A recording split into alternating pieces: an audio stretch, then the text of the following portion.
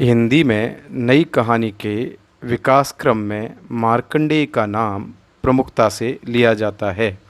उन्हें नई कहानी का प्रमुख हस्ताक्षर माना जाता है।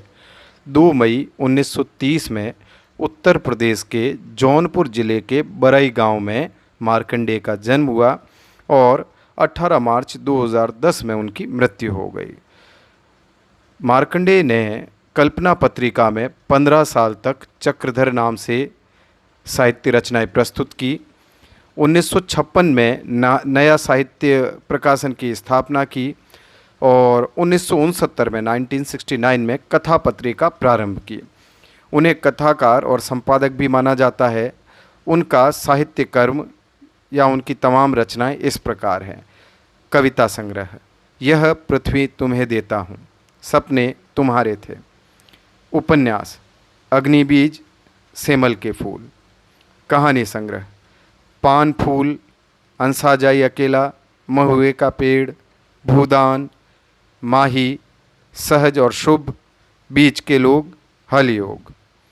एकांकी संग्रह, पत्थर और परछाइयाँ। आलोचना, हिंदी कहानी यथार्थवादी नज़रिया, कहानी की बात, प्रगतिशील साहित्य की जिम्मेदारी। तो इस प्रकार उन्होंने कविता संग्रह, उपन्यास, कहानी संग्रह, एकांकी संग्रह, आलोचना, ये तमाम रचनाएं प्रस्तुत की है। अब उनके साहित्य की विशेषताएं देखते हैं। समाज के मनोविज्ञान का यथार्थ चित्रण किया है मार्कंडेय ने। दर्शन और व्यवहार का समन्वय उनके साहित्य में दिखाई देता है। प्रकृति और ग्राम्य संस्कृति से उन्हें मोह रहा है और ये मोह हर रचना में आपको नज़र आ जाएगा।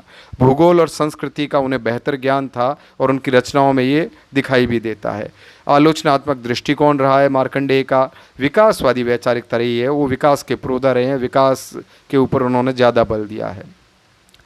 उनकी अभिव्यक्ति जो है सहज और प्रभावशील है और उनकी भाषा जो है वो बहुत बेहतर है, ट्विस्ट वाली है, अलंकारों से युक्त है, अच्छी भाषा है, आप पे प्रभाव छोड़ती है। तो इस प्रकार से मार्कंडेय को नई कहानी का प्रमुख हस्ताक्षर माना जाता है और प्रमुख साहित्यकार माना जाता है। धन्यवाद।